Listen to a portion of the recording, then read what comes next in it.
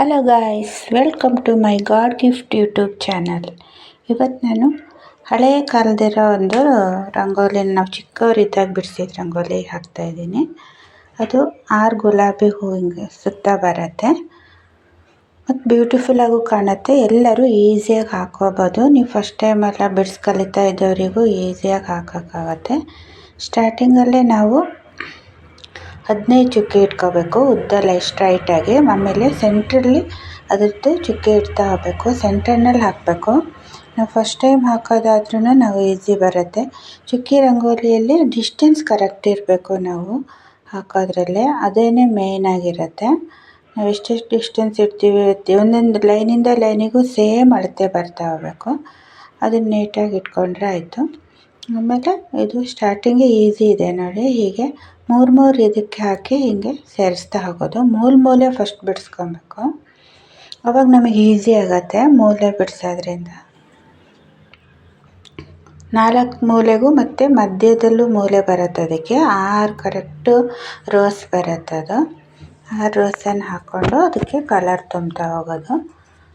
ನಾನು ರೋಸ್ ಅದಕ್ಕೆ ನಾನು ಲೈಟ್ ರೋಸ್ ಕಲರನ್ನೇ ಆಯ್ಕೆ ಮಾಡಿದೆ. ಮತ್ತು ಅದ್ರ ಮಧ್ಯೆ ಸೆಂಟ್ರಲ್ಲಿ ಡಾರ್ಕ್ ಪಿಂಕಲ್ಲಿ ಹಾಕಿದ್ದೀನಿ.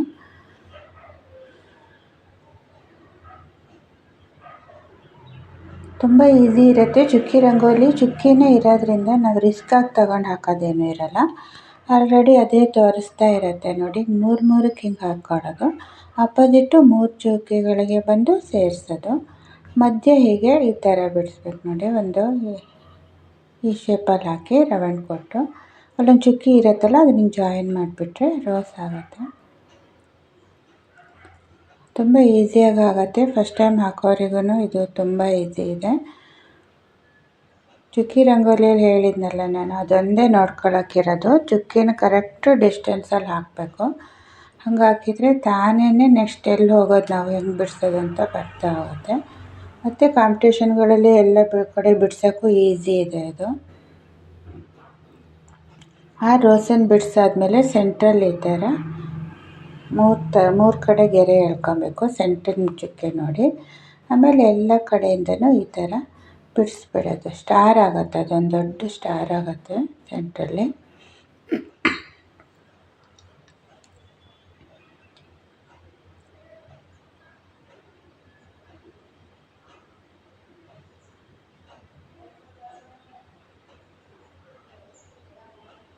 ನಮಗೆ ತಪ್ಪೋದ್ರೂ ನೋಡಿ 1 ನಿಮಿಷ ನಾವು ಥಿಂಕ್ ಮಾಡೋ ಹಾಕ್ಬೋದು.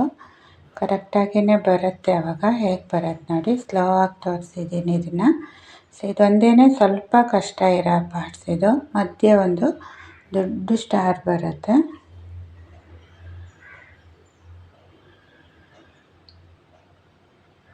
ಇದಿಷ್ಟೇ ಇರೋದು. ಇದಾದ್ಮೇಲೆ ಕಲರ್ ಹಾಕ್ತಾ ಹೋಗೋದು. ಮಧ್ಯೆ ಸ್ಟಾರ್ ಹಾಕೋದು ಮಾತ್ರ ನಾವು 1-2 ಸಲ ಪ್ರಾಕ್ಟೀಸ್ ಮಾಡ್ಕೊಬೇಕು. ಅಷ್ಟು ರೋಸಿನ ಮಧ್ಯೆ ಒಂದೇ ಒಂದು ಸ್ಟಾರ್ ಬರುತ್ತೆ. ಅಲ್ಲಿಗೆ ರಂಗೋಲಿ ಬಿಡಿಸಾಗ್ಬಿಡತ್ತೆ. ಆಮೇಲೆ ಕಲರ್ ಕೊಡ್ತಾ ಹೋಗೋದು.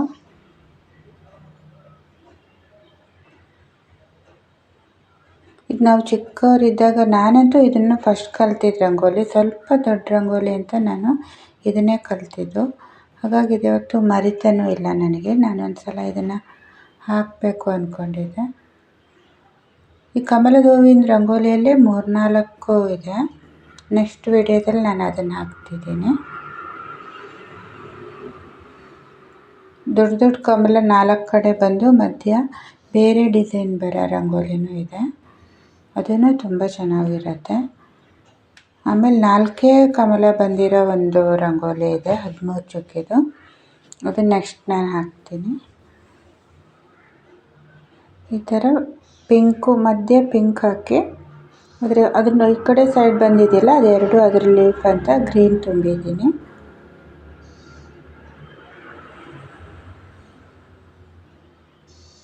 ಮಧ್ಯೆ ಸೆಂಟ್ರಲ್ಲಿ ಸ್ವಲ್ಪ ಪ್ಲೇಸ್ ಉಳಿಯುತ್ತಲ್ಲ, ಅಲ್ಲಿ ಡಾರ್ಕ್ ಪಿಂಕು ಹಾಕಿದಾಗ ಅದು ಸ್ವಲ್ಪ ಲುಕ್ ಕಾಣುತ್ತಂತ ಡಾರ್ಕ್ ಪಿಂಕ್ ಹಾಕಿದ್ದೀನಿ. ನಮ್ಮ ಮನೇಲಿ ಫೆಸ್ಟಿವಲ್ಲು ಏನಾರು ಇದ್ದಾಗೂ ನಾವು ಕಲರ್ ರಂಗೋಲಿ ಹಾಕ್ಬೇಕಂದಾಗ ನಾವು ಇದನ್ನು ಆಯ್ಕೆ ಮಾಡ್ಕೋಬೋದು. ಬೇಗನೆ ಹಾಕಾಗುತ್ತೆ ಮತ್ತು ಚೆನ್ನಾಗೂ ಕಾಣುತ್ತೆ. ಪಿಂಕು ಮತ್ತು ಗ್ರೀನು ನಮ್ಮದು ಬ್ಲ್ಯಾಕ್ ಟೈಲ್ಸ್ ಅದಕ್ಕೆ ಅಷ್ಟು ಎದ್ದು ಕಾಣ್ತಾ ಇಲ್ಲ. ನಾವು ಲೈಟ್ ಗ್ರೀನನ್ನು ಹಾಕಿದರೆ ಇನ್ನೂ ಚೆನ್ನಾಗಿ ಕಾಣುತ್ತೆ. ಮತ್ತು ವೈಟ್ ಟೈಲ್ಸ್ ಎಲ್ಲ ಇರೋರಿಗಾದರೆ ಇದು ತುಂಬಾ ಚೆನ್ನಾಗಿರುತ್ತೆ. ಹಿಂದೆ ಸಾರಿಸಿ ಎಲ್ಲ ಹಾಕ್ತಿದ್ವಿ ನಾವು, ಆವಾಗ ಇದು ಇನ್ನೂ ಲುಕ್ ಕಾಣುತ್ತೆ. ಹೊರಗಡೆ ಹಾಕ್ಬೋದು ರೋಡಲ್ಲಿ. ಹೀಗೆ ಮಧ್ಯ ಸೆಂಟ್ರಲ್ಲಿ ಹಾಕೋಂತ ಎಲ್ಲ ರೋಸ್ಗಳನ್ನು ಬಿಡಿಸಾದ್ಮೇಲೆ ಸೆಂಟ್ರಲ್ಲಿ ನಾನು ಕಲರ್ ಚೇಂಜ್ ಮಾಡಿದ್ದೀನಿ. ಎಲ್ಲೋ ಹಾಕೋಣ ಅಂದ್ಕೊಂಡಿದ್ದೀನಿ, ಆಪೋಸಿಟ್ ಆದಾಗ ಅದು ಚೆನ್ನಾಗಿ ಕಾಣುತ್ತಂತ.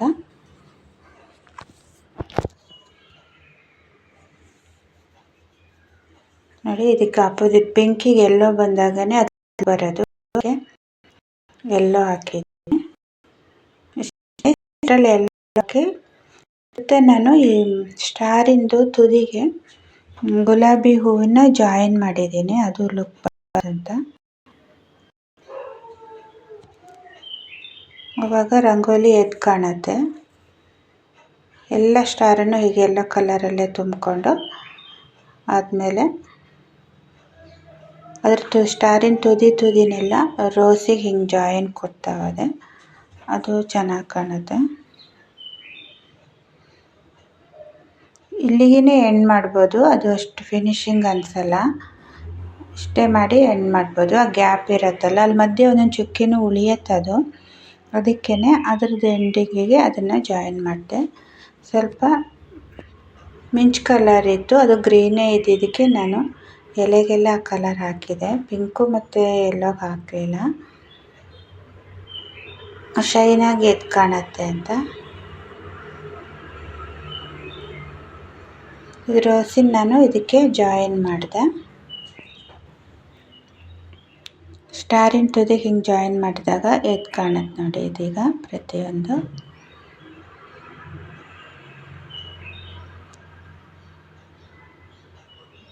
ಇದು ಕಂಪ್ಲೀಟ್ ಆಯಿತು. ಇದೇ ನಂದು ಇವತ್ತಿನ ರಂಗೋಲಿ. ನಿಮಗೆ ರಂಗೋಲಿ ಇಷ್ಟ ಆಯಿತು ಅಂದರೆ ಸಪೋರ್ಟ್ ಮಾಡಿ, ಸಬ್ಸ್ಕ್ರೈಬ್ ಮಾಡಿ. Thank you for watching. Thank you.